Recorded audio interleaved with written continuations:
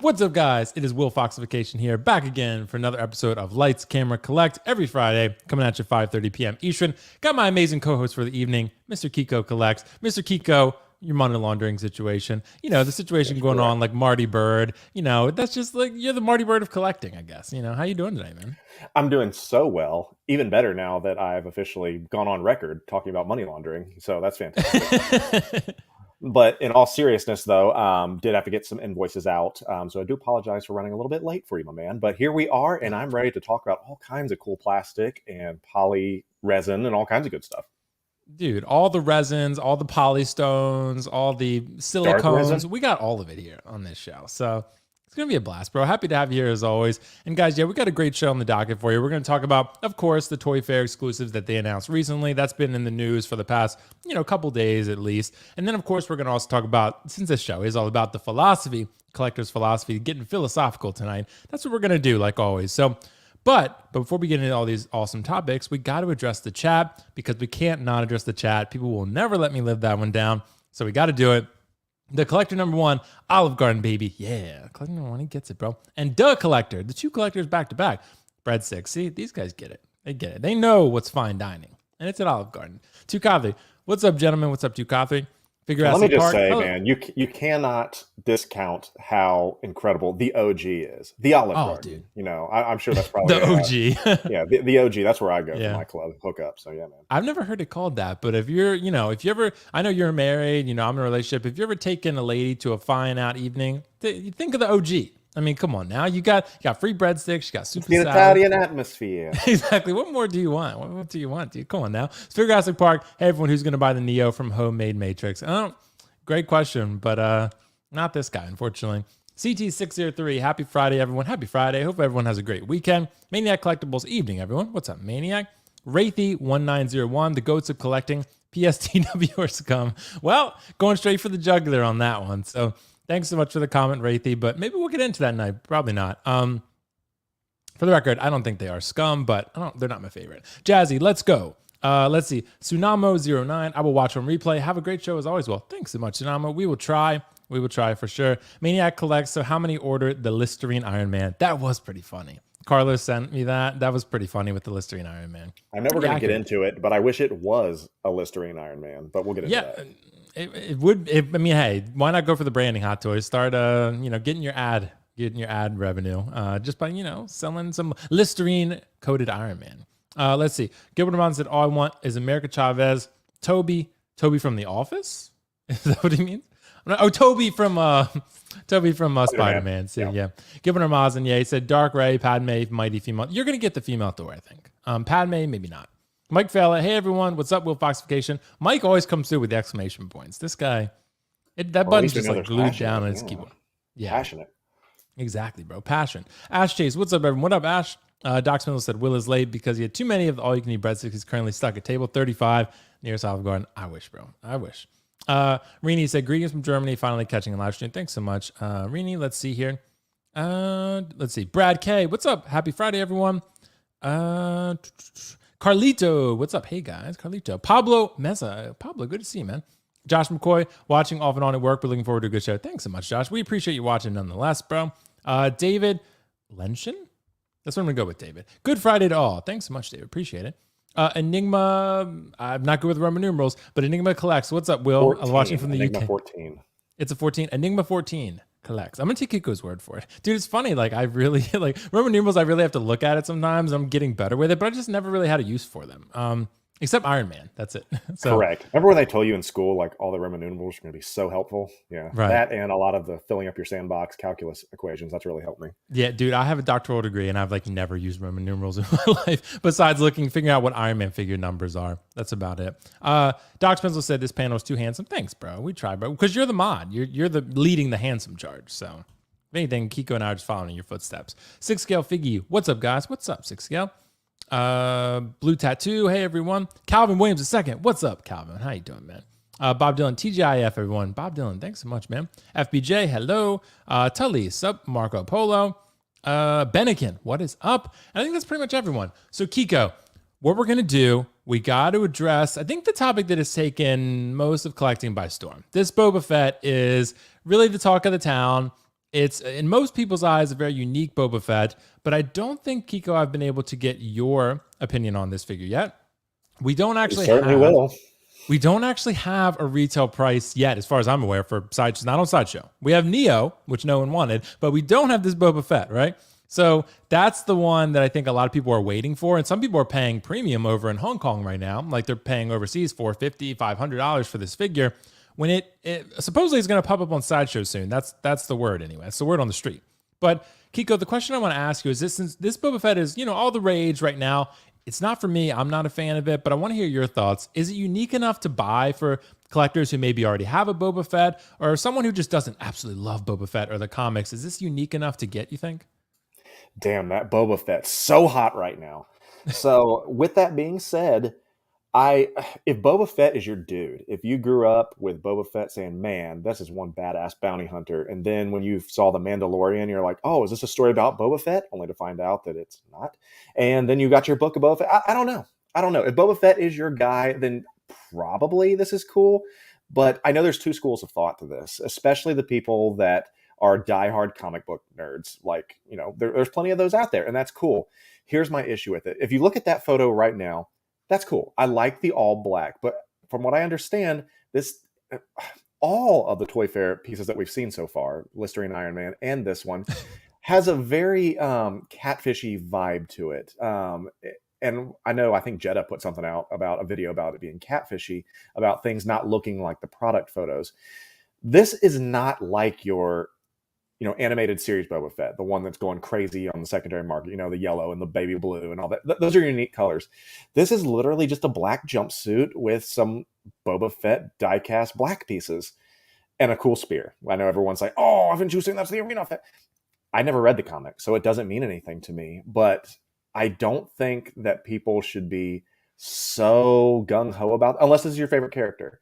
Because as we know, all the Toy Fair pieces come up eventually. Unless you have to have this right now so that you can share with somebody how cool you are, then I don't see why you would pay a premium for this, because we all know, as all Toy Fair exclusives sit on Sideshow forever. I direct your attention back to Dark Side Anakin, who sat there for months and months and months. No one wanted him. And I know the market has gotten a lot bigger. The pool of collectors has gotten a lot bigger, and that's awesome, for our community. But I just don't see this being something that I want to have. But I'm sure it definitely ticks and scratches the itch of a lot of people. But this one's just not it for me, man. Yeah, and it's interesting too, Kiko. Like another one people probably remember is Two-Face. Two-Face was another one, right? Yep. And even the what was it called? The Astronaut Stan Lee. That was another one that people went crazy for originally when it first dropped. And now, my DTOF is filled with Toy Fair exclusive that I always thought was going to be, oh, this is the one. This is the one that's going to be the grail. And all of them are minus in the red on the trusty spreadsheet, man. Just being honest. Not as bad as the Power Rangers. No. Yeah, nothing's that bad. But speaking of Star Ace, I got triggered when I saw the Star Ace Homelander and Billy Butcher. And did you see Butcher? Yeah. But when I saw Star Ace, it triggered me. And I was like, oh, damn, that was a dark day. Yeah, it was, dude. It really is. But it's funny because I'm excited for people who really, we all love Star Wars. Like you and I love Star Wars. Like I get a lot of Star Wars figures. I have 2 Star Wars statues behind me that you can't even see, Kylo and Revan, right? So I have a lot of Star Wars stuff. This Boba Fett, to me, I have no connection to the comic. I really like Boba Fett as a character, but I wouldn't say he's like my top 5, Like he's a cool character. I think they obviously have made like 11 of them because there's a big market for Boba Fett figures. And this is probably pretty easy for them to make. Let's be real. You just take the original Boba Fett armor, paint it black, give him a spear. Oh, ship it, right? Yep. That's probably why it's Toy Fair exclusive and why it's ready to go now, because it's pretty easy to make for them. So, and it's going to make them money. So I love that we always have options, right? Is it unique enough to buy? It is unique, but I feel like if you already have a couple Boba Fetts, like this wouldn't be for most people your iconic Boba, right? If you only wanted one Boba, it wouldn't be this one. So, and that's kind of, I think, the barometer that I go off of a lot of times. Is it unique enough? It's very unique, but at the same time, it's also very similar. My problem, Kiko, is that I felt like it kind of took the personality away from Boba's character, at least the original outfit, because it's, I think the color scheme is a real big part of like the vibrant color scheme is what makes him interesting, right? He looks badass, but in the all black, it's kind of flat. It's kind of bland. It really is. And unless you got some really cool, sick lighting, which, I mean, when you come into displays, unless you're building a display specifically for this and being able to position lights to get this look, I think it's just going to be a black blob on the shelf, honestly. I got my Death Troopers, which I think look fantastic. Yeah. But and I don't see this being any different from that. If the light doesn't hit it the right way, it doesn't display well. I'm just being honest. These are colored toned lights. So unless you're building a display specifically for this, I think you're going to get a little bit of remorse saying, damn, didn't think this was as cool as I thought it was. But not trying to, rain on anybody's parade or wet blanket anybody's hype. That's just my opinion. Right. I'm with you, Keco. Yeah, I'm excited for people that are going to be getting this, but for me, it's not quite for me. But I do think it looks, pretty cool. I mean, I don't want to be hypocritical because I do love the Death Troopers, and they've always been pretty much my favorite trooper since they were released. But I think with Boba, I have maybe an expectation for his color scheme and how cool he looks. And when you make it all black, it just simplifies it in a way that I don't really connect with personally. But it's still a cool figure, and I'm happy people are going to be getting it. It's not unique enough for me to buy, but overall, I think, if you have maybe 1 or 2 or 3 Bobas and this one's pretty unique and you either love the comic or you just like the look of it, then go for it. But I feel like if you only want like 1 or 2 Bobas, this probably ain't it, is my opinion. And I think some reviews has even said that there's like some weird pleather on it that could be problematic. I don't have it in hand. I haven't seen any review other than just people's pictures and very minimal kind of feedback. So it's going to be interesting. I mean, if you're super hyped about this, man, by all means, do what you got to do to collect what you want for sure. But I don't know. This just doesn't scream Boba Fett to me. And I feel like just because he has the silhouette, I mean, I don't know. Yeah. Well, I'm interested to see how it turns out, because I've seen a little bit of in-hand photos. I'm interested to see how the reviews turn out, whether people are excited to get it. But, I'm glad that people are excited about it. It's not for me, but I mean, I think it is still, at first, Keco, when I first saw it, when I first woke up, I didn't know it was from a comic. I was like, oh, what a lazy release. Like, I was like, it was my first reaction, similar reaction to the Iron Man, right? The Listerine Iron Man that now people have termed it. Like, it was the same thing. I was like, oh, it's the same thing. It's just Boba Fett, right? But then I realized it does have comic origins. So it gets a little bit of a pass because of that, right? But still, I do wish maybe there was something a little bit different, but still not the end of the world. But just an accent color or something, yeah, just because maybe a red just like or something. Yeah, just something. But if that's not true to the comics, then by all means. Yeah, so be it. But Keco, we got to we're mixing in topics tonight. It's going to be fun. We're switching up a little bit. I want to ask you a question. What I want to pull up on the screen right now is actually from Pop Culture because they're having a sale on Hot Toys right now. Part of this obviously could be from the fact that Australia has a ban on the batteries that are used in a lot of these Hot Toys, so they cannot sell them in their own country. They're having to sell them overseas to customers overseas. So they're having a pretty big sale on a lot of Hot Toys. So you can see here, like quarter scale Mando. That's the regular version, 342. The deluxe is 410. Battle Damage Thanos, 273. And it actually goes down when you put it in your cart because right now it has Australian dollars, but when you put it in your cart, it converts to US. So these prices are actually going to be lower than what you're seeing on your screen right now, right?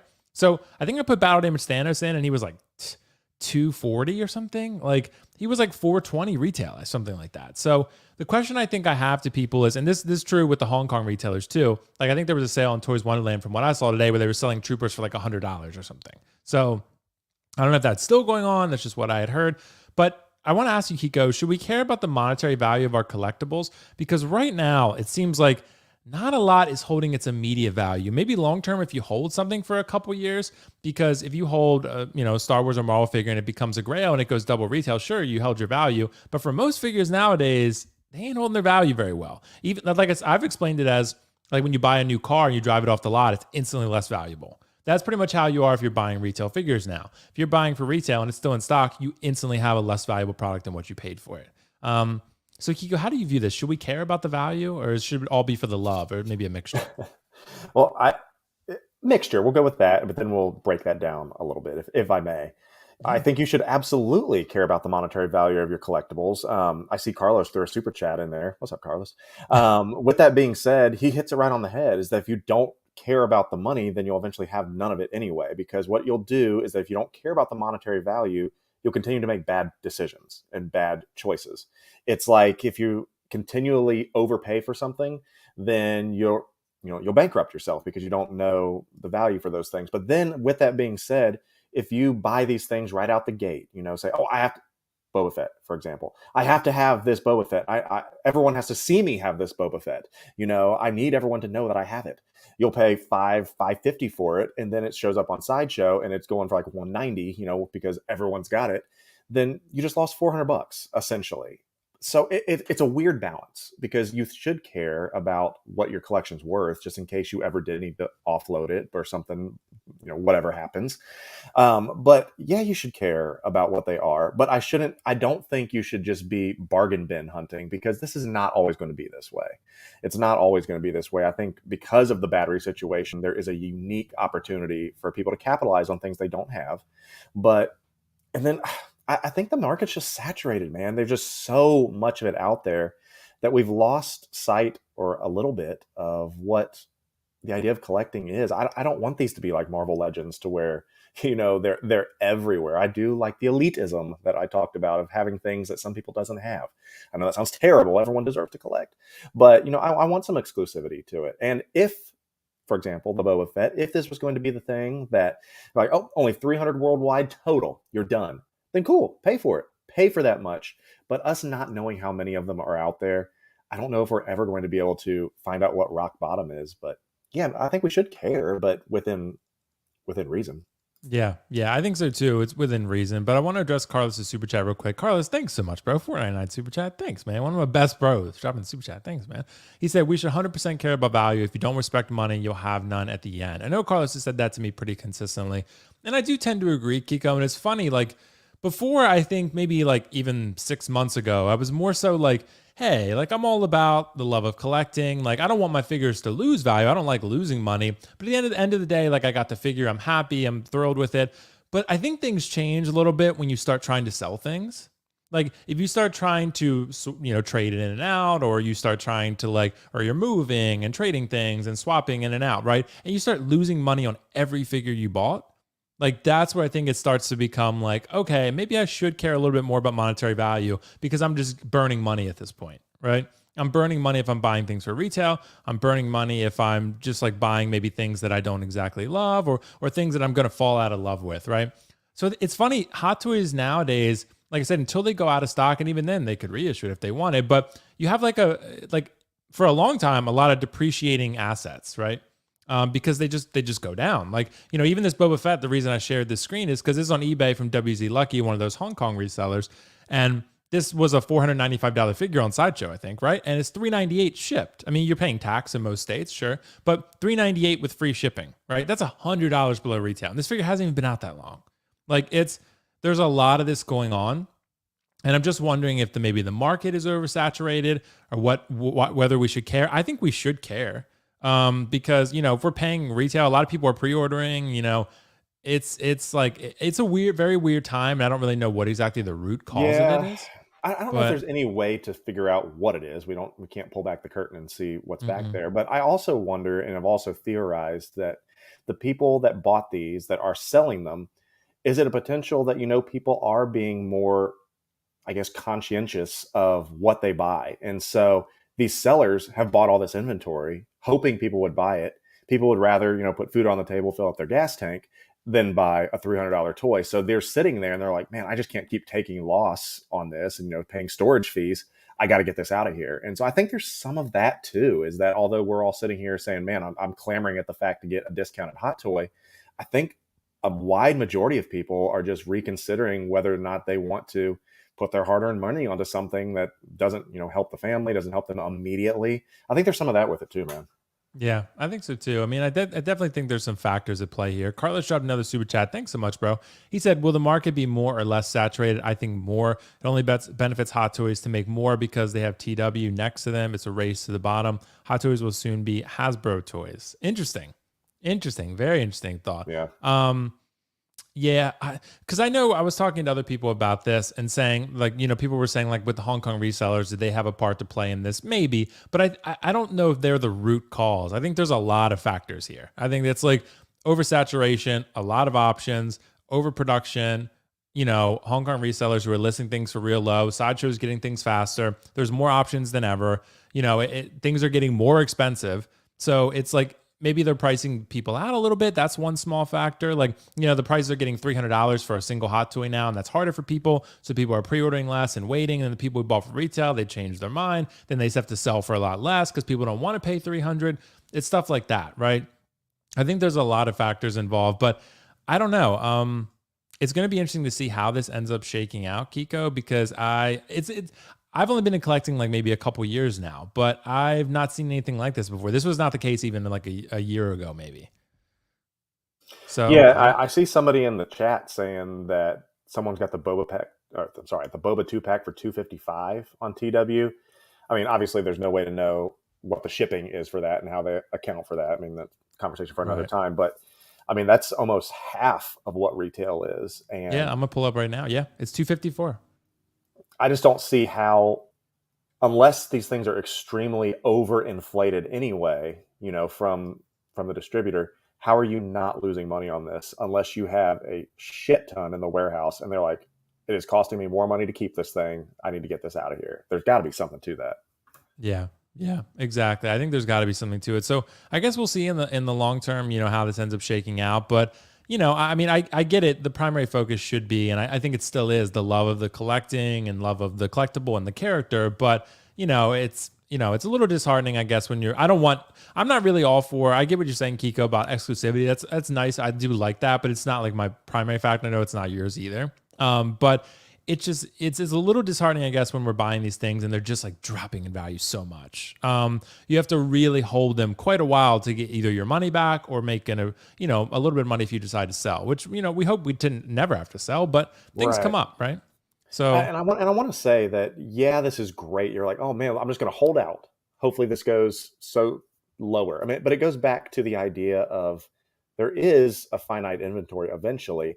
Do you want to risk potentially not getting it at that super low price because you were just trying to play the lottery and get it super low? It's not always going to be like that. And I've talked about this before, is that for me, because if there's a figure I really, really want, I'm not going to go, bargain bin hunting simply because there's something I really want to have. It means more to me to have it than to say $50. So I think there's also part of that too. Yeah, I get what you mean. So interesting thought. We'll have to, loop back around to that at some other show. But yeah, it's definitely, the market is in a very interesting spot right now. That's all I can say. But Keco, I have to ask you, because we're going to talk about of course, Listerine Iron Man, that people have now termed it. We got to talk about this. The question I want to pose is why?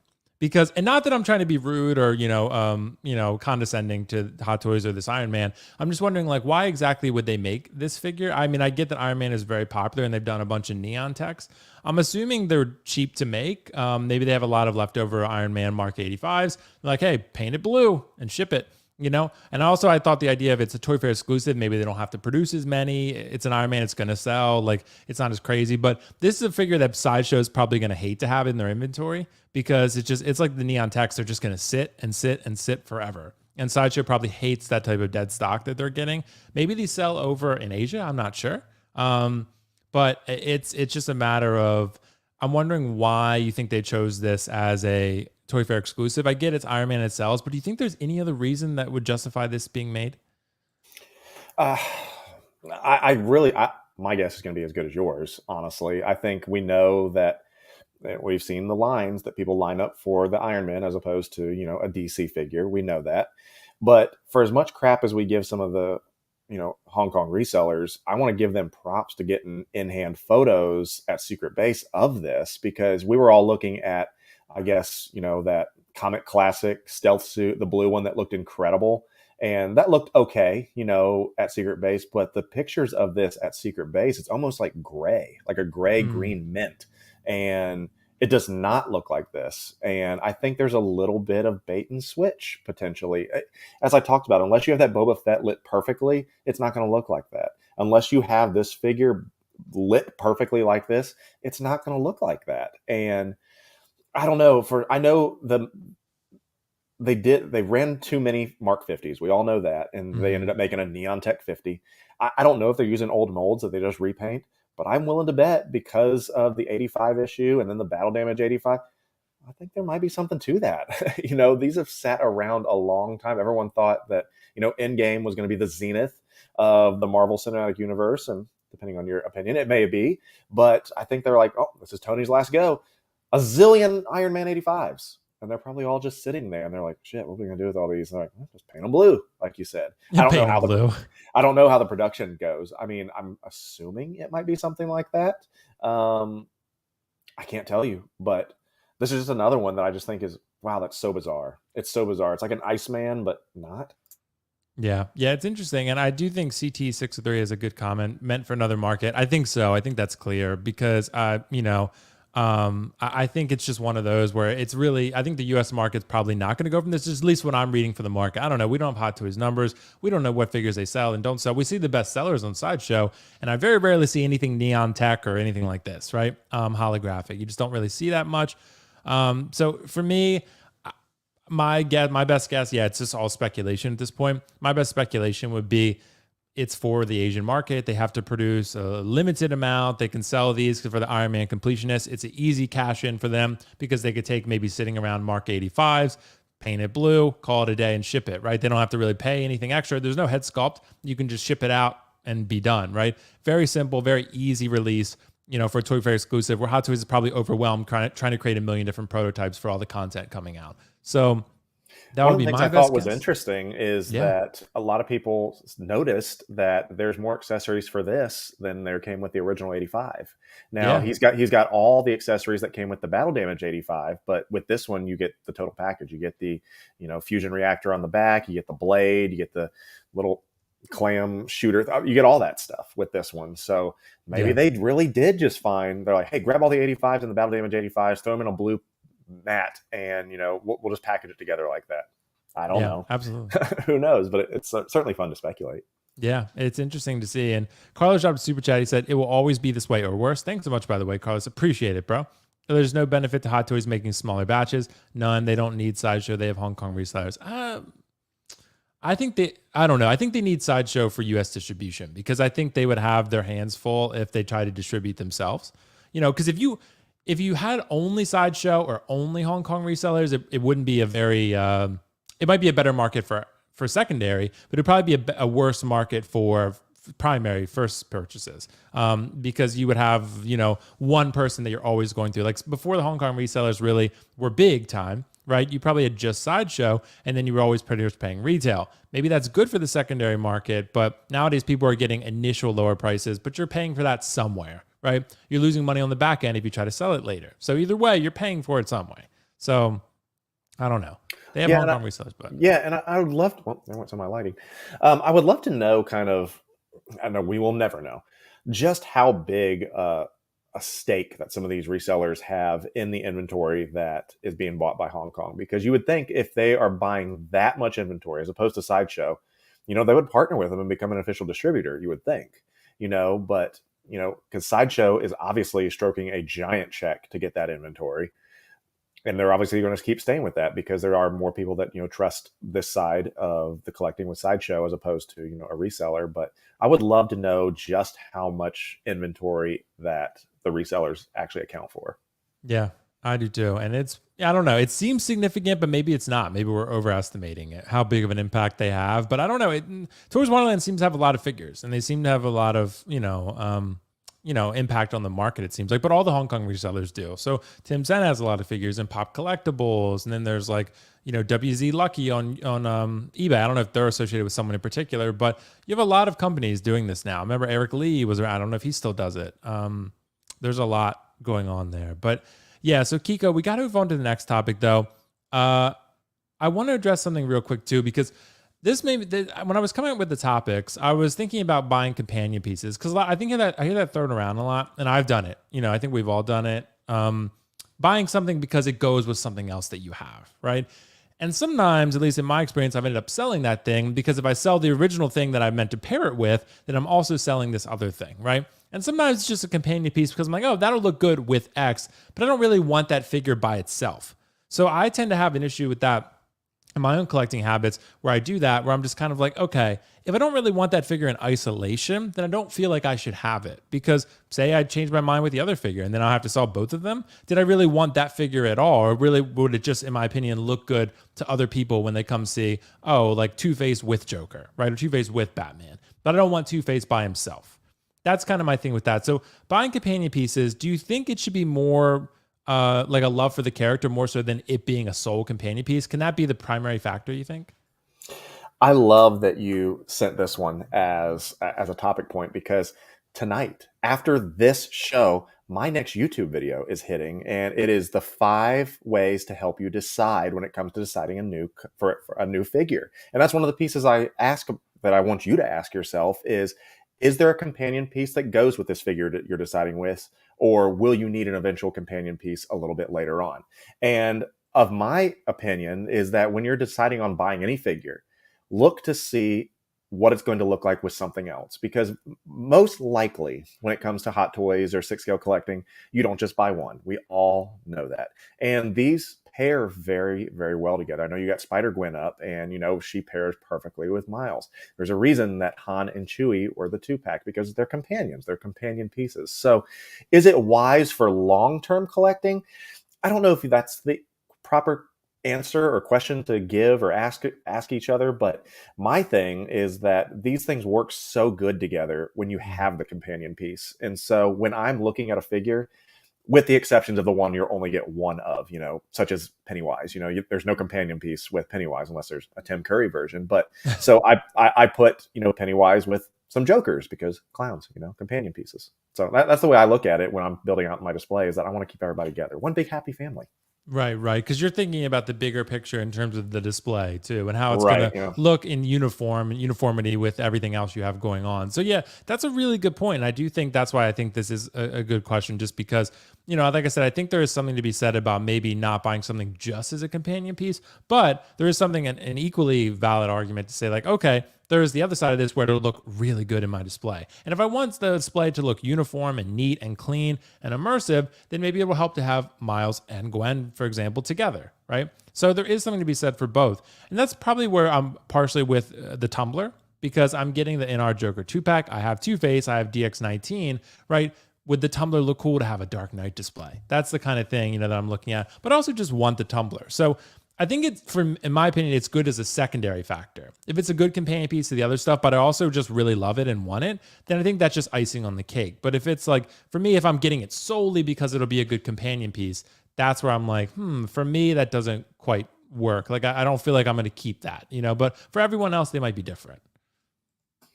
Yeah, it's a great point that you bring up about the Tumbler, because when I was I'm not getting that big one. I don't have the room for that one, especially if me and Carlos work out a deal for that Ecto. Come on, Carlos.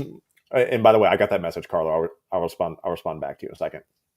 But with that being said, is that I was considering, if I got the Tumbler, do I need another DX19, to go with it? Because I got the DX12, the original, Dark Knight Rises. But then I started talking to myself. I'm like, I don't need a separate figure just to put in the Tumbler. You don't need that. But it comes down to what you think looks good in your display. And for me, I think a companion piece looks great together because it helps build out the story. So, but to answer the question, is it wise for a long-term collector? I don't know if it depends on what your ultimate goal is. I think you need to answer that question for you. Do you want to have a really sick display, or do you want to have pieces that are dependent on the other person? That's the other thing I think when you are collecting and buying figures is when it comes to like the value that we talked about. Do you need another piece for it to make sense? And is it dependent? Is its value dependent on that? Because we know, such as once Count Dooku was released, the Yoda value went all the way through the roof because it's dependent on that piece. So it's interesting. And I think, Keco, if you're a big poser, like if you really like creating a piece like this where you can have like an action, a set piece going on, and you want Dooku and Yoda fighting, then yeah, it's really important to have both of them clearly. And it is wise for your display to do that. Or say when Cable drops, like, okay, I really want that Cable, but I kind of want Deadpool to have them fighting each other or something, right? That would be really good. Or something along those lines, like Vader and Luke from get the Empire Vader and then get the Luke, the new DX, Cloud City Luke, right? You could do that, Bespin Luke, and then get those two and have a cool display, right? So it just depends on how you're approaching it, I think. But that's why I think it's such an interesting question, because I think you could ask 10 people and they all might have very different answers. So, because there's also people, when it comes to their displays, they don't want, especially when you're talking about DTOS or something, they don't want another character in there because they feel like it looks cluttered, or you can't really appreciate the single figure. Because yes, these are works of art and things like that, but Yeah, man, it's your personal preference. To me, I want that companion piece because it really just makes that piece shine. I mean, I currently got Grievous with Dooku and and Jango right next to each other, and they all look great because they're companions. Yeah, exactly. So, yeah, man, well said. I think it's pretty cool to see, everyone's collection and how they, put things together. Like I have two companion pieces right over here, right? The Balder and the Kratos. Like they look great together. Originally, I was just going to get Balder, but then I was like, Kratos, it was meant to be a diorama anyway. So I was like, but let's Yeah, put them together. And it looks amazing when you put them together. So, yeah, kind of like companion my pieces. Revan and Malik. I mean, that's a companion piece. Exactly. See, I didn't get Malik, but I do have Revan, and Revan's right behind me, actually, just behind my chair. Yeah. Dude, that piece. The swap outs, I can never decide what I want to do with the swap outs Oh, because I change all of them out them are every day. awesome. Yeah. So I'm like, damn it. Yeah, that's fine. But I like alternating. Like even the Ghost of Tsushima statue I just got the other day, I've been swapping the swap outs in and out because I'm like, I really like both. And I posted an Instagram poll even because I was like, I love both options. So I'm just going to alternate. That's usually like a good problem to have because you have so many good options, So pretty cool. 100%. Yeah, with Revenant Malik, it's pretty awesome. So, but Kiko, we got to address, I guess you call it the elephant in the room, Neo. Because Neo is the only Toy Fair exclusive so far from this year that has been placed on Sideshow. And he's 250. He actually is set to come out not that long, about a year, right? A little bit under a year. But April to December, that's quite a big gap, actually. So it could be as early as Q2 for next year. Could be as late as Q4, the end of the year. But this is a Covering all their $250 bases, aren't figure. Yeah, it's a $250 figure, Kiko. It's probably not the Neo that people wanted. Maybe they wanted a reissue or a Neo from one of the original trilogy films, just sort of a soft reissue just from another film. Even an Agent Smith or a Morpheus, right? Or a Trinity. That would have been pretty cool. But in the end, we got a Keanu Reeves figure with the same head sculpt from John Wick, just with longer hair. Also the Johnny Silverhand head sculpt. So Kiko, what do you think about this figure, man? Is this something people are going to care about, you think? Because I've seen not a lot of positive sentiment thrown its way. Everything will always change once something gets in hand. We know people always change their mind when they're like, "Oh, sweet, yeah." But I this I think is going to suffer Rise of Skywalker vibes because it's a figure from a bad movie. No offense if you loved, the latest Matrix, but I think it was generally not well received, and everyone did not think it was up to par. So grabbing a classic character or an iteration of a classic character in a poor movie, I just don't think it'll translate well. It's going good for the fact that there aren't a lot of Matrix figures out there, so people will want to grab that as opposed to something else. So if you're a Matrix honk, you're like, well, naturally, I got to get this. That's good for, if you're a Matrix fan. But I think this is going to suffer Rise of Skywalker fate, is that by the time this comes out, people will have forgot about all this in this movie. And I don't know, maybe you have some Keanu honks out there that just want to kit bash this for something else. I don't know, man, but this certainly doesn't do it for me. Yeah, I think so too, man. It just, I don't know. Maybe people will care about it. And I've seen some people say that they're going to get it, but I've seen mostly like negative sentiments thrown its way. So I don't know. I just feel like the head sculpt isn't quite there, Kiko. It's the same John Wick head sculpt. It still wasn't right at the time, and it's still not. So I see Keanu kind of in there, but it's not. It's not where it should be, Especially when you're covering most of the head sculpt with the Right. glasses. Right. The glasses look good, I suppose, but you shouldn't rely on an accessory to make up for their head sculpt. Right, exactly. So I mean, it's just, yeah, man. And the original Neo head sculpt was pretty solid. I felt like it wasn't amazing, but if you put the glasses on him, yeah, it looks great. But without the glasses, still it looks decent. It's probably better than this. So, but I just don't see much excitement. Also, just as a figure, it's very boring. I mean, it's a Keanu sculpt on a guy wearing a black outfit. Right. I mean, I don't know what more you could want or say. I mean, doesn't it come with? I know it's got some diorama pieces, or just got any effects. What does it come with? It's got like a couple bullets being stopped, and then like a little cardboard backdrop and some pills. So that's stuff pretty you'll much eventually lose. Yeah. Yeah, exactly. So yeah, don't take those because they're plastic. So this gives me, like, when it comes to packaging, this kind of gives me the Armorer vibes, with the very minimal inclusions, got the cardboard backdrop and things that you can lose, such as her little accessories and such. But yeah, if you really love this and the Matrix is your go-to, then man, I'm super excited for you. But yeah, I mean, yeah, this will be sitting in the bargain bin if you're looking to get a nice steal. No one should be paying $250 for this thing. No, I don't think so either. Even if it's super limited, it's like, is there really enough demand for it to make it worth your while? You know, that's Taskmaster is going to be Dark Side Anakin compared to this.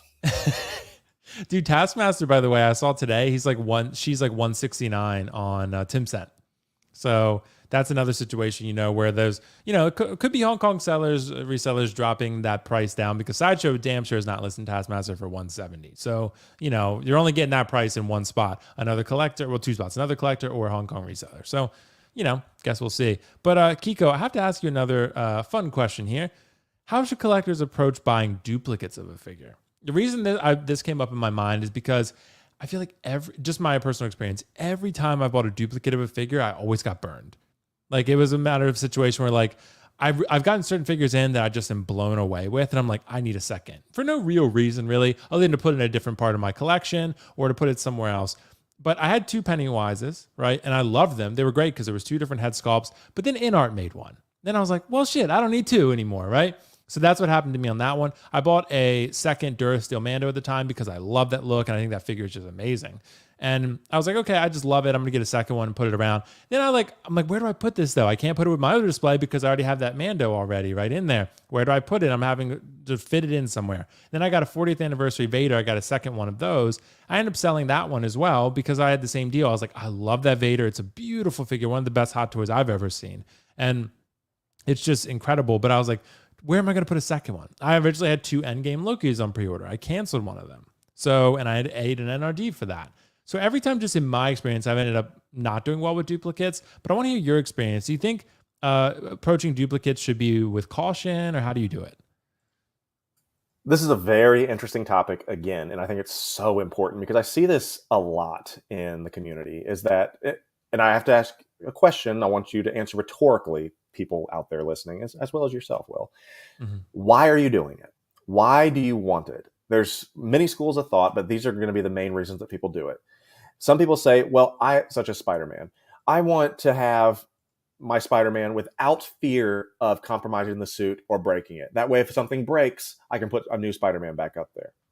If that's the case, get a damn statue at that point, because you're essentially keeping it in a statue pose. You want it to be in a dynamic looking pose. So if you're afraid of it getting hurt, just get a nice statue. By the time you buy 2 of them, that's the cost of a statue. Then you have people up there being like, oh, I need 75 clones because that's the way it was in the show. Okay, cool. You're building a clones display. I will say this, man. This is an honest thing.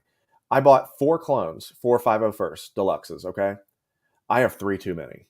I do not need 4 clones because I look at it, I'm like, it's the same thing. I mean, yeah, you can put a different visor on. You can put a different head sculpt on. I don't know why I have 4 of them. I should have just gotten 1. Duplicates to me are people that are like, oh, I want to get this, and then I'm going to flip, 6 of them later, once they all sell out.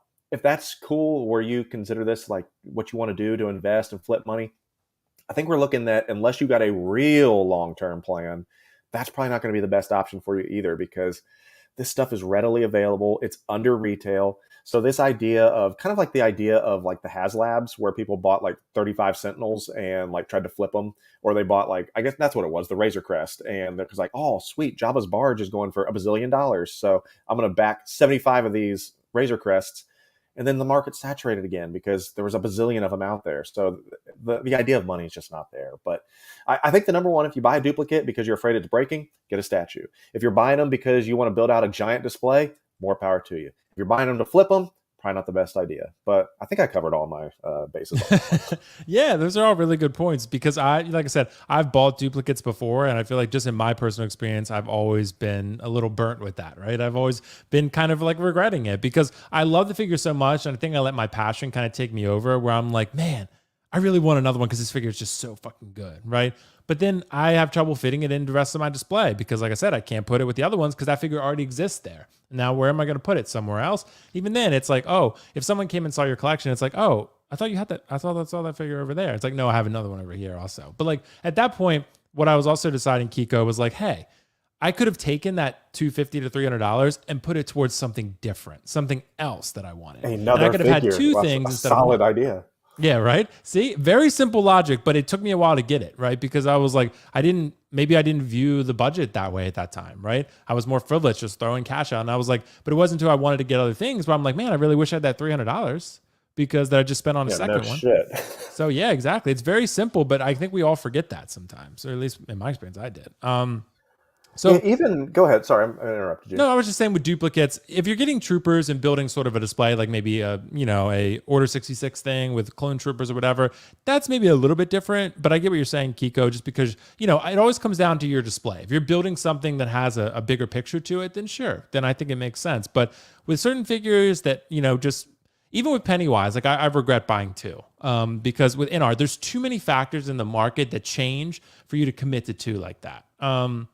It's too variable. Like there's too many things. Like they could reissue those clone troopers again tomorrow, or they could make a different clone trooper that you wish you had money for that one, or this Black Boba Fett, right? That we really want. Like that could be something that a lot of people want, and it's just yeah. So I don't know. What do you think, Keco?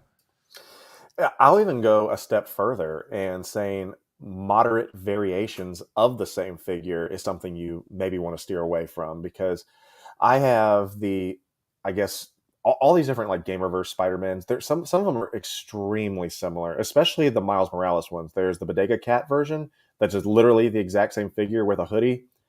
Why do I have that? Why do I have two of almost the exact same figure?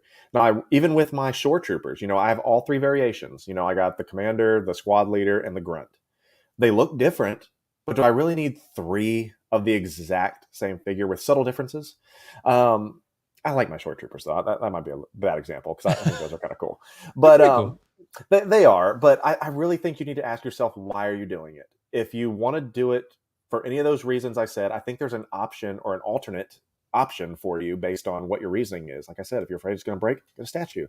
If you're doing it to impress somebody, don't do that. If you're doing it to flip money, put it on something else. So I don't know. I think there's options there. You just have to ask yourself why, and as long as it makes sense to Yeah. you, then go for it. Yeah.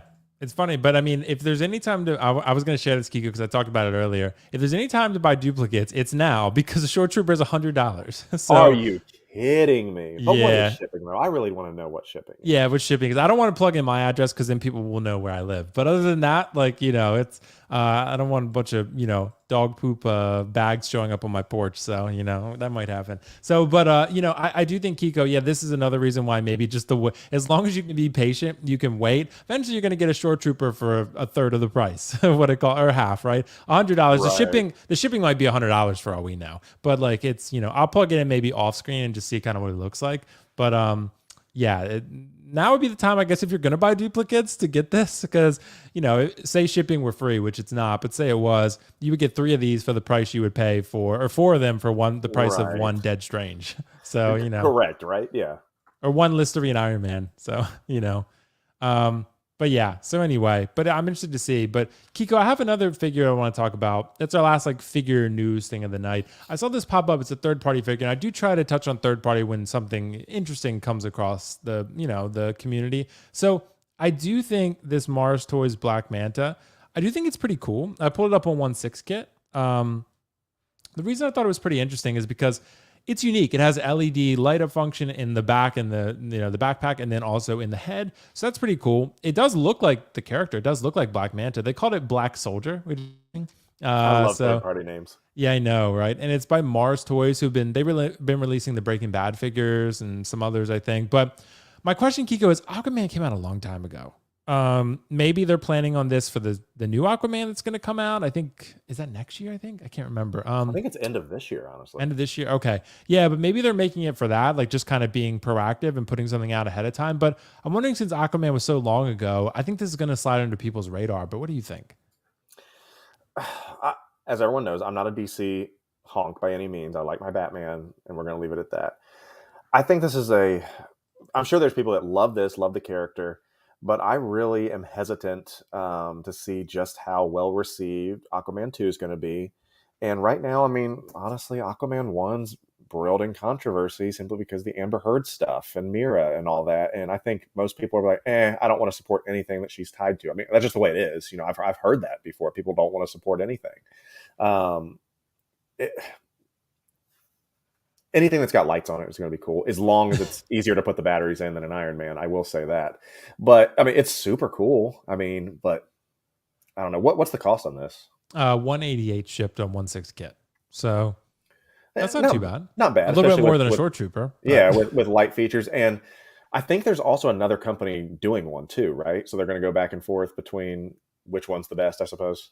yeah, probably. Yeah. So I think it's Yeah. definitely something that's going to be done. But I think maybe these companies are they always try to fill a void, right? There's always like, oh, people got Aquaman, but they didn't get a Black Manta. And Hot Toys never made one. So we're going to Yeah, and I jump know that in, they did the I know they did Amira, they did the guy from The Conjuring, whatever his character was. Um that just Oh, shows yeah. that just shows how terrible I am at some of the DC movies, but Yeah. Yeah. I get I what you do feel mean. bad about that. Please, people don't get mad at me for not being the biggest DC honk. No, I totally get it. I totally get it. And the reason I'm looking, Kiko, what the cost is of the shipping on Toys Wonderland. So like if you get like there's a Hong Kong post, which is 40 to 70 days. That's like 3 months. Nice, Like nice. 2.5 months. That's like 159 Hong Kong dollars. I Oh, don't and then the other one's 400 and 300. So shipping, I don't know what that equates to. Maybe like $70, something like that. mm. Still, I Um, mean, either way, you're probably going Ocean Master. There we go. yeah, Ocean Um, Master, yeah. Either way, I mean, it'll probably be well under retail, but yeah, Yeah. interesting. Thanks for So looking that good. But up. anyway, yeah, but this Black Man, Kiko, I do think it looks cool, but I do think it's a little too late. I think it's not something people are really looking for right now, at least from my opinion. Like that's my projection, my speculation. I don't really hear anyone talking about Black Manta or saying like, oh, where's Black Manta? Cyborg before that was announced, yes, but I don't hear like a clamoring for the character. I think there's a reason No, Hot Toys didn't especially make it. yeah, I think he's going to be even getting a second suit. Spoiler alert, for Aquaman 2, because I think he's the antagonist in that, if I Hmm. recall, again. So, I mean, he's certainly going to be getting a different look. Yeah. So anyway, Kiko, I just calculated it. So the cheaper shipping price, 30 to 60 working days, is it's like $40. If you do the most expensive, which is 6 to 12, that's 404. I'm just calculating $51. So you're paying 150 for a short tripper. That's still pretty good. Absolutely. Absolutely. So anyway, if you want to take the risk and roll the dice with Toys Wonderland, you could do it, but I wouldn't do it personally. But I have enough short troopers. I have none and I have enough. So, Yeah. I have zero and I have too many. No, I'm just kidding. I had one at one point, but I ended up selling it. I sold it Was to it the original obstacles. one? No, it's the squad leader one, which is the one Gotcha. they're selling for super cheap. So, Gotcha. Gotta yeah, love I it. liked it. I thought it was good. I liked it. I thought it was pretty cool, but just didn't need it. So, Kiko, we touched on this. We touched on posing versus longevity. You mentioned this, and I think you did a really good job teasing this topic here because I want to talk about sort of the two different perspectives there, like posing versus longevity and where we stand on it. Because I think there are two schools of thought there. Like I tend to be more in the longevity camp. I'm not really great at posing. I don't love posing. I do it every now and then. Like I do it's okay. Like, but it's probably my least favorite part of collecting Hot Toys. Like I sometimes I feel stressed getting the accessories on them, like posing them right, checking on the suit material, things like that. So in terms of posing versus longevity, where do you stand on this? Or do you tend to be on one side more than the other, or do you find like a balance like a gray Jedi? I definitely, well, that's the thing. It depends on what your definition of posing is. Because I know some people, I mean, you look at your, God of War stuff behind you. I mean, you're not going to get a single six scale figure to pose like that unless No. yeah, I mean, give it up for Iron Logan. I mean, he's one of the best posers I've ever seen out there. But I mean, even with the limitations of the figure, you're not going to get something like that. So I go for a casual, like putting life into the figure, a head nod, an arm raise, something like that to where it looks like it's more than just quote a museum pose.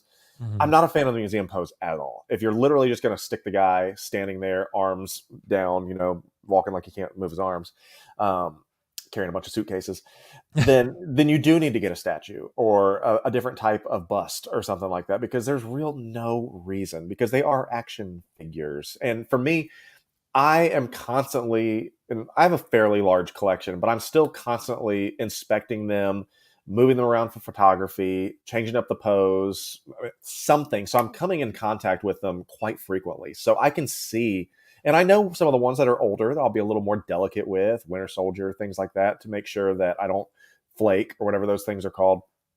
But I've not had any issue with anything that's been falling apart or anything like that. And even some of my Spider-Man, I try to be careful with my 2099 because of that. I I guess the way the suit is. It does have some like wrinkles here, if you want to call it that, because that way I move the arm. But to me, that's the way real life is. If you had a suit like this, it's going to show wrinkles in real life. And so I want to have some of that lifelikeness as opposed to it just being static. If I wanted a statue and I got plenty behind me, then I'll get a statue of it. But at the same time, I want to be able to play with this. I want to swap the arms out. I want to do some fun things. I think so many people get the idea that, they have to handle with kid gloves. And if you're the type of person that handles it with gloves or whatever, more power to you, whatever makes you feel comfortable. But for me, I want to feel this. I want to see this work of art, do things with it. So maybe I am a gray Jedi. I don't really know. But I will definitely go towards posing as opposed to just literally throwing it on a shelf. Yeah, see, I think you and I, Keco, are both gray Jedi, considering if you collect statues and hot toys, you're a gray Jedi. Okay, then I'm a gray Jedi. Because like you dip your toes in both pools, right? It's all good. So that's kind of what I do. So, but with posing, it's funny, Keco, it depends what you mean by museum pose, because I tend to be more of that guy depending upon what the figure is and what the pose is. The term that's been thrown around, I think Lael and others coined this term, the character pose, right? That's usually what I think that's mostly a museum pose, depending upon what the pose is. But like something where they're dynamic looking, right? If you just put them down by their arms by their side, and there's nothing like expressive or dynamic about it. Out of the box onto the shelf is museum pose to me. Yeah. Okay. Yeah. See, I would have a little bit of a definition. I would think something that's like, a J&D statue, right? J&D statue, they're mostly standing there. They're not doing anything super dynamic, but they're museum poses to me. They have character. They have like personality. You feel like the person is alive, but they're not just standing there with like looking kind of lifeless, right? That's what I would describe as like I don't even know what I would coin that term. Not a character museum pose. I would think that would just be like a lazy pose. Like it would just be literally took it out of the box and put it on the shelf. Like that would be pretty boring, right? You got to give it some kind of personality, give him a slight hip twist or a neck turn or something, right? Like that's usually what I like doing. But yeah, when it comes to posing, you don't have to be dynamic. You don't have to have the guy looking like he's about to fly out of your shelf or whatever. No. Just a little bit of life, essentially, is what I'm going for. Right, exactly. A little bit of life is what I go for too. Because if I have a figure like this Spider-Man, for example, I'm a little bit different than you, Keco. I'm worried about suit tears and I'm worried about the longevity of the suit. That's why I don't really get a ton of Spider-Man, to be honest. I have the one, but I have him in a web shooting pose, but I found a way where there's no pressure on the suit. I got his shoulder extended and his arm extended, so there's no creasing or wrinkling, right? Which one is that? I tend, what'd you say? Which one is that? It's the Far From Home movie promo, the tech suit. The red and blue one?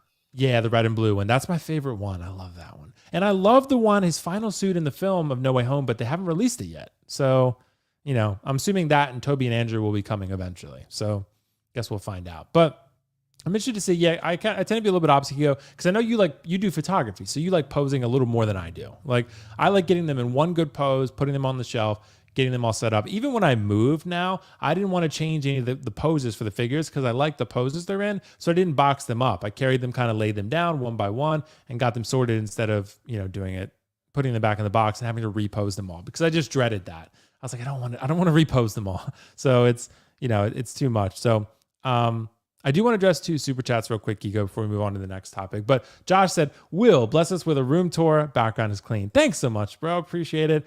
I will do a room tour at some point, but it's not even close to ready right now. I just kind of got the statues in here right now. And the hot toys are actually standing up on the floor at the moment. So those are going to be set up here shortly over the next 2 days, probably.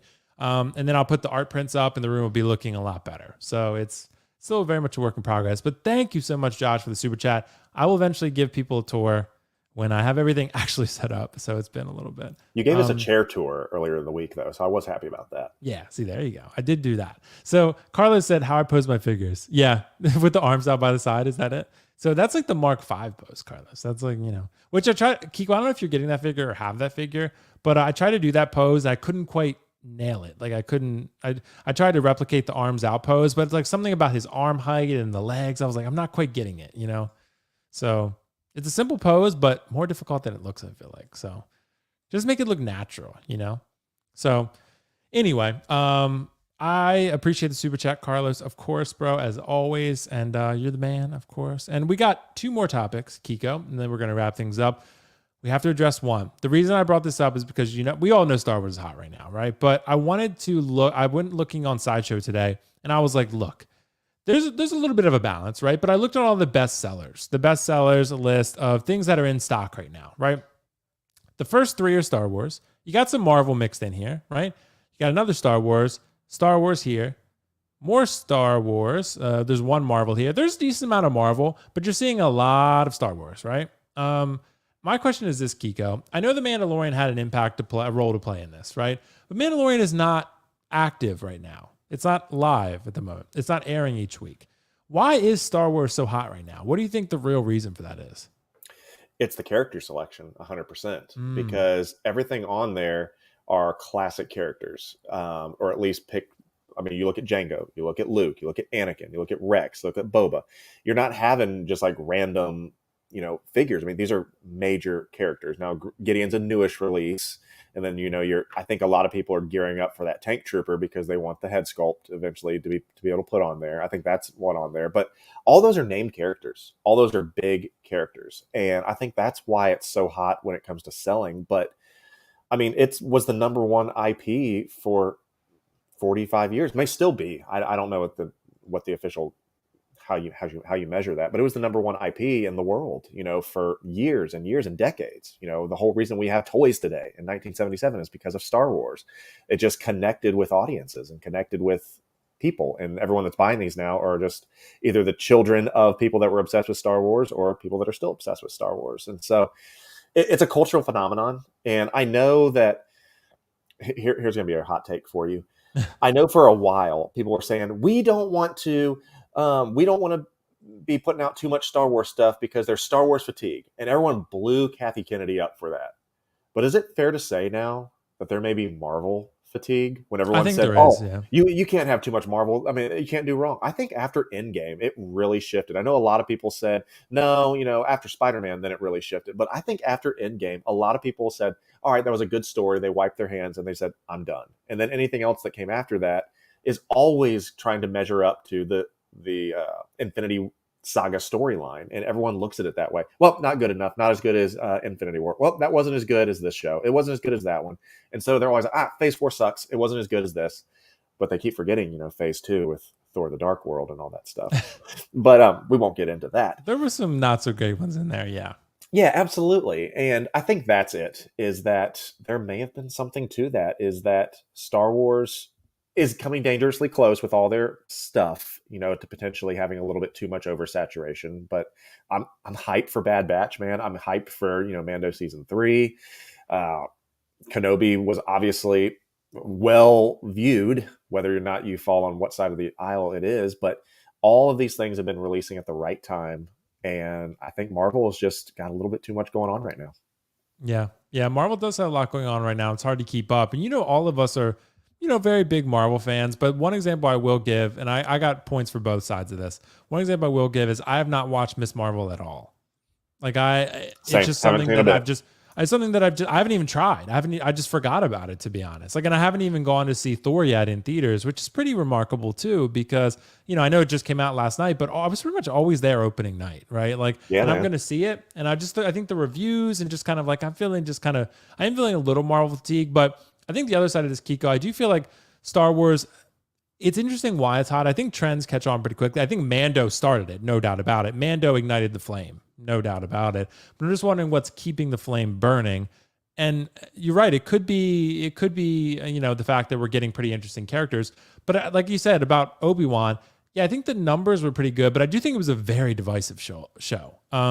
It was extremely It's funny you say that, man. It's polarizing. I told Riley this morning because I think he saw Thor and put his review up. It's almost no matter what. It's nothing, whether it be a show or a movie, no one can say, I enjoyed that. It's either I hated it or it was incredible. Right. There's nothing in between anymore. You know what I'm saying? Is that no one can have it. And it's just that way across everything. I mean, you can't have a civil conversation anymore. It's either you're an idiot if you think this way, one way or the other.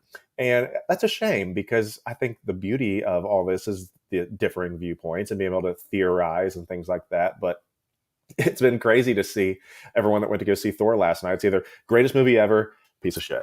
There's nothing there's nothing in between. There's nothing in between, and that's crazy to me. Right. What's interesting though, Keco, is why Star Wars is hot, because I do feel like a lot of the, content they've been releasing, like I love the sequels, right? But a lot of people don't like the sequels. So we have that, and we have Obi-Wan, and we have, these other shows that are coming out that are just, Boba Fett, right? Book of Boba Fett. That was also kind of polarizing, right?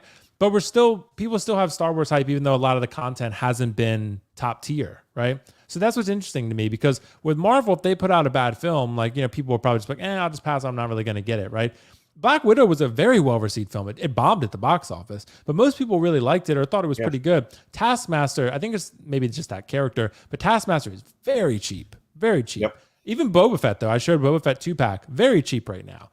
The single pack Boba Fett, no one's really buying it, right? So Star Wars is hot, but it's also not immune either, because the market is just what the market is, and everything is dropping, right?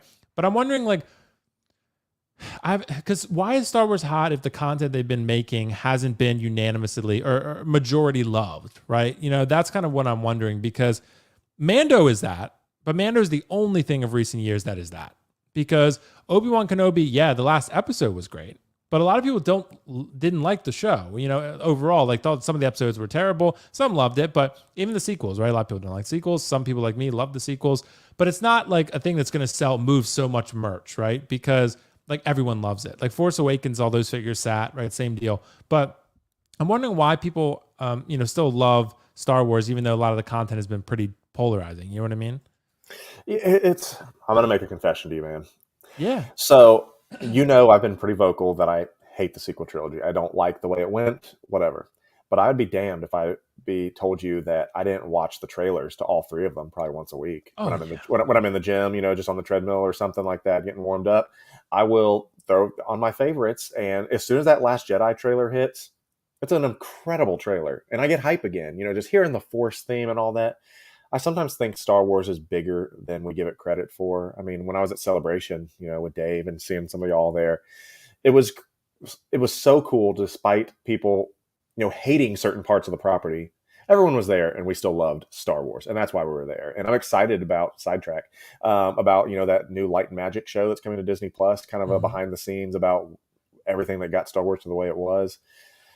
Star Wars is just a unique property, I think. I mean, it's been around for 45 plus years, but I mean, so is Marvel. But the MCU is only like 12 years old, and I think the fact that Star Wars has been there for 45, I think that might be part of it. Yeah. Could be like a long history there, and Marvel has, like when was Iron Man 1? Like 2004 or something like that? Somewhere around there. No, it was later than that. It was like 2007 or something like that. But anyway, somebody can address that in the chat. But yeah, Marvel has a lot of the comics and a rich history in that background, but Star Wars has been, 2008. 2008, yeah, 2008. I was thinking it was 07 or 8. Yeah, that's what makes sense. So yeah, it's interesting to think about, but I think it's hot. It's hard to say. I think there's also a trendiness with collecting where people are like, oh, everyone's riding Star Wars, I'm gonna ride Star Wars. But they are releasing a lot of, even if the shows aren't great, the characters look cool, right? Like Cad Bane, Book of Boba Fett. A lot of people didn't really like it that much, but Cad Bane was awesome. Cad Bane was great, and he looks cool. So they're at least putting out quality figures. Marvel has a lot of that cool stuff too. But anyway, before we move on to the final topic, we got one more super chat from Carlos. Carlos, let me adjust this real quick. Carlos, thanks so much, bro. Just how Marvel was king when Iron Man was there, Star Wars would be king until Mando is done. Polarizing shows won't keep the flame going for long. Could be. It's a fair point. Seems to be burning bright, though, even though the shows have been polarizing. So I don't know. It's going to be interesting to see, Keco, because it is very difficult to say. But Carlos, great. Dude, Carlos is dropping some gems in the chat tonight. But Keco, final question of the evening. This is one I've been wanting to ask for a while, and it just keeps getting put on the back burner because this is like sort of a housekeeping question, right? Should we ever consider throwing away art boxes or brown shippers? And I get inspired by some of these questions by real life experiences, the moving process, right? Got a lot of boxes, got a lot of brown shippers. I broke them all down. I got the brown shippers in the attic, and I got the boxes in a temperature controlled area because I have the accessories in them. And I wouldn't want the art boxes up in the attic anyway. But do you ever think about throwing them out, Keco? Hell no. I certainly don't. It's funny when you mentioned the moving is when I moved to my current home here, I kind of did what you kind of did is that I'm like, ooh, these ones in poses, I don't want to break these and put these in the boxes. So I remember putting them, I got like like paper box, like they put paper in. And I just put like the figures on their stands in those boxes. And so I just got a moving van. I was like, this is me. no one's touching these. I'm moving these myself. So I got my own little van and put all the figures posed up because I didn't want to mess with that. And Yeah. so, yeah, it's funny when you talked about the moving thing, but right here behind this wall are way too many boxes, way too many. But I consider that to be a part of the figure. I really do. Same with all my statues. That's part of the figure. Especially that's the reason it's called an art box. If like even like some of like the third party boxes or whatever. I mean, some of those are not done the same way, but I mean they're still part of the figure to me. I'm never going to say, oh, if you ever need to resell it, you have to have that, because I don't plan on reselling them, but you need them if you ever do, because when it comes down to a loose figure versus an inbox, I mean, you're talking hundreds of dollars perhaps, because people want to know that it's going to be packaged properly, because it also shows that you've taken care of your figure if you have the box. And I don't think you need the brown shipper, especially if you get the stuff from Hong Kong. Outside of Iron Man, you don't get a brown shipper anyway. It's only if they come from Sideshow. So I think probably half of my, maybe 3/4 of my things have brown shippers on them. Another quarter doesn't. So I don't know. I don't think you should ever get rid of the art box, the brown shipper. But I just keep my art box in the brown shipper and I stack it. So it's not really a space issue at that point. But yeah, I just stack them all, man. Like right on the other side here is, it's funny because no one goes into this room except for me. My wife will not bring down the Christmas decorations. She won't do any of that stuff. She comes up here and she sees these things. And you always remember when I got Revan and Malik, you're like, did you tell your wife about it? I'm like, not yet, but she'll see. But she will know. Yeah, she'll see them. But I think that she sees them all in the display cases. And she's like, oh, this is cute. I really like your little hobby. I think she would probably lose her shit if she walked in here and saw how much of our space that I'm taking up with my boxes. Right. It's a thing. It's a collector's thing, bro. So, if you got to sweep it under the rug, then, do what you got to do. But yeah, I do think it's an interesting question, Keco, just because it's, like I said, a housekeeping question that maybe we don't think about a lot until you're moving or until you're taking up a lot of space. Then you remove the art box and you're like, oh man, I could do all the shit. I could do karate in here, right? You could do like any number of things. So much space, room for activities. But yeah, I wouldn't throw them out either, because I'm with you. If you ever go to sell the figure later or move it, most people would probably pack it back up if you were to move it. But if you were to sell it, then hell yeah, you need the box, because like you said, it's a taking care of a figure type thing, right? I do keep the brown shippers too, because it's easier to ship the figure if I need to sell it, right? And also it just, I like keeping it just because to me it's part of the figure also, right? You could get rid of them. I don't see it as the end of the world. But if you go to ship it later to someone else, if you sell it, it's a little bit more difficult, because now you got to find a box that fits, right? And it's got to be packaged securely. And a brown shipper, if it's nice and snug, safely, you can ship it, you're good to go, right? So that's kind of what I like. Yeah, so I think keeping both. One other thing I'll say is that when I switched from Marvel Legends and Black Series to Hot Toys and statues, I used to have all the Marvel Legend boxes too. And then I found out that those boxes mean nothing to the collector. Yeah, they don't. They literally like, hey man, put this in a Ziploc bag, send it in a bubble envelope. That's how I'll buy your figure. And because it's more expensive to ship it with that box at that point, and it's weird. But when you flip it over to 6 scale figures, the boxes is everything. So it's just different types of collectors, I guess. But I think if you're a 6 scale collector, this is something you need to consider that as part of your collecting, is that, hey, when you're buying a new figure, it's coming with a box too. So that's part of it. Yeah, I think so too. It's funny. Selling I just sold a bunch of Black Series and Marvel Legends, and shipped them all loose. So, with the box, it's more expensive to ship. So, and people don't care about it really, unless it's like brand new inbox. If it's brand new inbox, sure. But other than that, they don't really care. But, Keco, thanks so much, bro. We had an amazing show here, amazing chat, a lot of philosophical topics as always. We hit the news, the Toy Fair exclusives, Black Manta, all that good stuff. But Keco, bro, what's coming up on your channel, man? Because you've been dropping some serious heat lately. Man, I tell you what, I've been trying to figure this stuff out. Still trying to work hard. We're officially over the 3,500 mark on YouTube. There's a nice little applause for me there. I got you. I was cueing you to give me that. You're setting me up alley-oop. Yeah, so we're officially over 3,500 there.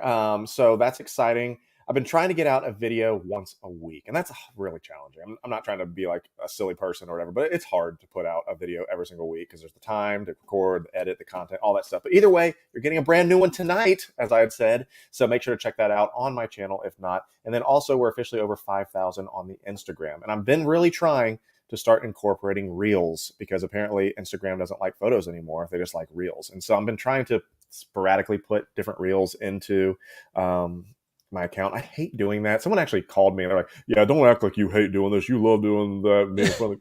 I'm like, well, screw you, dude. But either way, I'm trying to put some Reels content out there. And so for all my toy photography, you'll also get a little nugget of a reel. I'm trying to figure it out. I'm not good at it. My wife's really good at it. She actually gets paid to make her reels. So no, well, dude, see, you got a free teacher then. So I know. And she's like, Kevin, you can't be doing this and that. She's from Louisiana, so that's her. That's how she sounds. If you're wondering. Yeah, she sounds like this. She's from Monroe, Oh my God, she's like fits the stereotype. Yeah, 100%. Oh my God, that's so funny. But guys, check out Keco. We've got amazing content. Seriously, great stuff over there. And Keco, thanks so much for joining, dude. We got one more super chat. Ash Chase himself, bro, the man himself. Awesome show, guys. Ash, good to see you as always, bro. Thanks so much for the super chat. Really appreciate that. Guys, another episode in the books of Lights Camera Collect. I am not actually uploading these anymore, Keco, to Spotify and Apple and such like that because subscription was too expensive, to be honest. And there were some people listening to them, but I think people prefer to watch the live streams. That's kind of what I learned. It was a good experiment, but those are not going to be uploaded on there anymore. But they're still going to be us. Yeah, they want to see our beautiful faces, right? And they want to see Doc Smizzle in the chat and Carlos and all that kind of stuff. So all these great guys, Riley in the chat. Riley asked me if I'm seeing Thor tonight. Dude, I don't know. I think we're going to game tonight, actually. So we might see Thor soon, though. The reviews aren't too great, so I'm not that excited anymore. But, I might love it. Who knows? But thanks so much to Riley and, Ash and everyone else for the support of the channel. You guys are seriously amazing. I know there's a million people I could thank. But guys, we're always back here every Friday, 5:30 p.m. Eastern. And of course, Collectors Mingle Sunday at 8 p.m. Eastern. This Sunday will be on again. The topics are still TBD. Got to come up with those and the panel. But I appreciate the support as always, guys. And of course, we'll be back then. And all I can say is thank you to everyone again. And to Keco for being my amazing co-host for the evening, as always. Always a fun time chatting with you, dude. Because we got, even when we differ, it's always fun. Absolutely. So, it's always a blast, bro. So anyway, guys, peace out. See you in the next one.